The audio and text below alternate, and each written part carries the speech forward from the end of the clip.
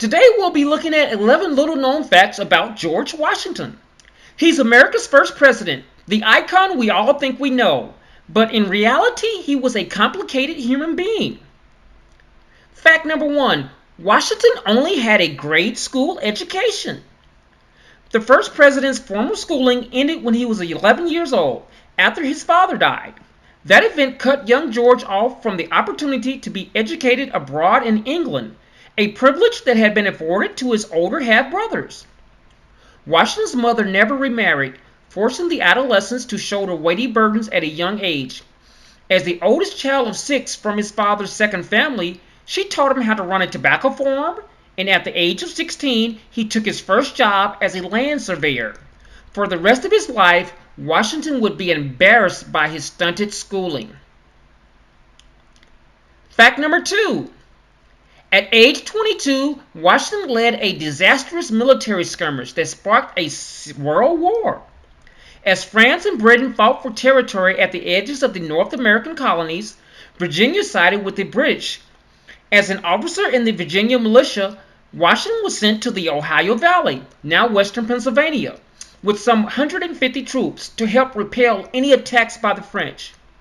Warned by local Native American allies that a small French force had set up camp within several miles of his position, he led an attack with 40 soldiers, along with a dozen native warriors. Who fired the first shot remains in dispute, but at the end of the 15-minute skirmish, at least 10 French soldiers and 1 Virginian were dead, including most notably a minor French noble named Joseph Villiers, who the French later said was on a diplomatic mission. Villiers' death enraged the French, who called Washington an assassin. The conflict between the French and the British escalated into the French and Indian War and soon spread worldwide in what became known as the 7 Years' War. Fact number 3. Washington's first love was the wife of one of his best friends. That's right, the world has no business to know the object of my love, declared in this manner to you when I want to conceal it, Washington wrote weeks before his wedding. The letter was not sent to his fiancée Martha Custis, but to Sally Fairfax, who was married to one of his best friends and patrons. George Fairfax, son of one of Virginia's largest landowners, described as an intelligent, dark-eyed beauty. Sally befriended Washington when he was still an awkward teen. Historians credit her with helping to smooth his rough edges socially, teaching him how to behave and converse among the wealthy and powerful, and even how to dance the minuet. It's unclear whether romance actually blossomed between the two. Fact number 4. About those teeth. No, they weren't wooden. Washington ruined his teeth using them to crack walnut shells. The dentures he had were made out of lots of things, but not wood. Instead, they came largely from human teeth pulled from the mouths of the poor and his enslaved workers. They also came from ivory, cow, teeth, and lead. He had a little spring inside the dentures that helped them open and close. The fake teeth caused him great discomfort and were one of the reasons he rarely smiled. He had to have his morning hoe cakes and syrup chosen for their softness, cut into tiny pieces to make them easier to eat. Fact number 5. Washington wasn't always a great general, but he was an excellent spy master. Washington struggled mightily to win the Revolutionary War, with an army that was perpetually undermanned, undertrained, and undersupplied. So to triumph over one of the world's most powerful military forces, he relied increasingly on his unseen weapon, a secret intelligence network. Throughout the conflict, Washington's spies helped him make bold, canny decisions that would turn the tide of the conflict, and in some instances even save his life. The story of Washington's underground spy network and how it helped Americans win the Revolution is replete with intrigue. There were letters written in invisible ink, a rare female agent who went by the mysterious moniker Agent 355, an African-American double agent, a patriot tailor who collected dirt while making clothes for British officers, and the gruesome execution of the spy Nathan Hale. According to the Central Intelligence Agency, General Washington was more deeply involved in intelligence operations than in any American general-in-chief until Dwight Eisenhower during World War II. Fact number 6. When he stepped down as commander-in-chief, he didn't want to run the country. After 8 years on the battlefield, Washington was more than ready to return home to Mount Vernon, to his family, to his animals, and his crops. Before he stepped back, though, he had some hard-earned wisdom he felt compelled to share with the fledgling nation. So in the summer of 1783, he drafted his circular letter to the states, in which he detailed what he believed would take for the American experiment to succeed. In many ways, it was a precursor to his famed farewell address. 13 years later, a prescient warning to the country of the most likely political pitfalls. In the letter, Washington establishes 4 things he felt would help guide America forward. Fact number 7. He had no biological children, but he was father figure to many. It's never been definitively established why the Washingtons couldn't conceive. Theories range from George's early bouts with smallpox or tuberculosis to Martha's cases of the measles. But when Washington married Martha Custis, a wealthy young widow, he became the legal guardian of her 2 younger children, 4-year-old John Parke Custis, known as Jackie, and 2-year-old Martha Parke Custis, known as Patsy. He was extremely fond of them and was bereft when 17-year-old Patsy died of an epileptic seizure. As a father figure, he was especially fond of dispensing advice via letters on everything from education to romance. He nagged his stepson to have more discipline with his studies and warned his granddaughter against marrying for the wrong reasons. He said, "Love is a mighty pretty thing, but like all other delicious things, it is cloying," he wrote, adding that it is too dainty a food to live upon alone. Fact number 8. Washington was really into his animals.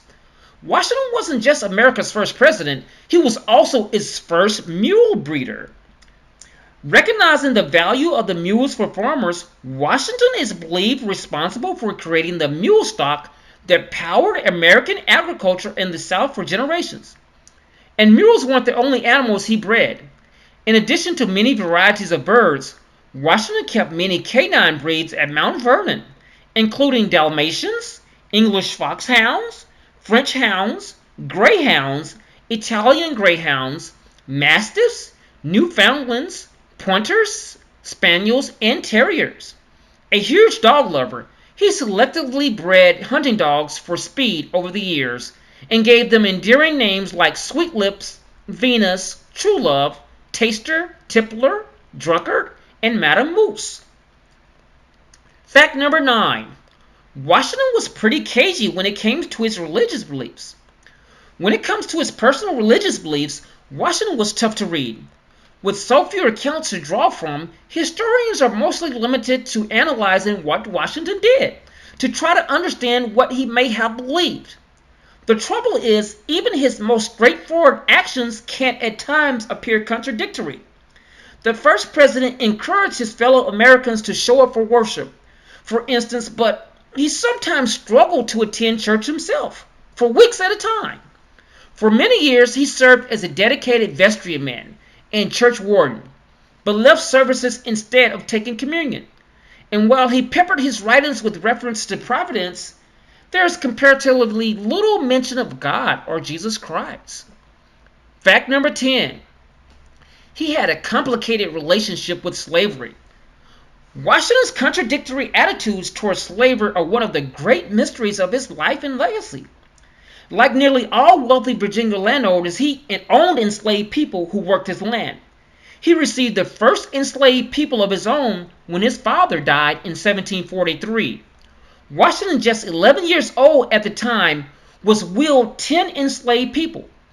By the time he married Martha Custis in 1759, who came to the marriage with her own enslaved people, he had purchased at least 8 more. Over the years, Washington's thinking on slavery evolved.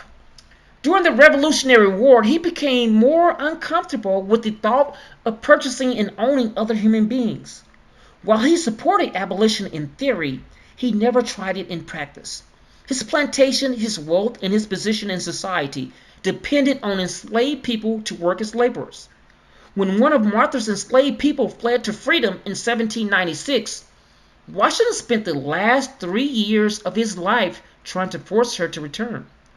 But when it came time to make his will, it contained an order to free his slaves, with the stipulation that they remain with Martha for the rest of her life. Fact number 11. Washington was a tough man to kill.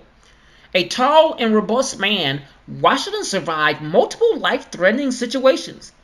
At various times, Washington had diphtheria, tuberculosis, smallpox, malaria, dysentery, quinsy, carbuncle, and pneumonia. He survived near drowning in an ice-clogged river. He survived the burning and massacre of Fort Necessity. He survived 2 horses being shot out from under him, and 4 bullets passing close enough to pierce his clothing, all in one battle. Ironically, it was a cold that did him in. Technically, it was called EPG, an infection of the back of the throat that will be curable with antibiotics today. While he lay dying, his doctors effectively tortured him, burning him to remove the sickness and draining him of full 40% of his blood. Washington was fearful of being buried alive, as he was convinced others in history had been. He directed that his body not be buried for 3 days after his death, just in case. So there you have it, folks. 11 facts about George Washington. So be sure to subscribe to our channel to hear more interesting facts about George Washington. Thank you. Have a great day.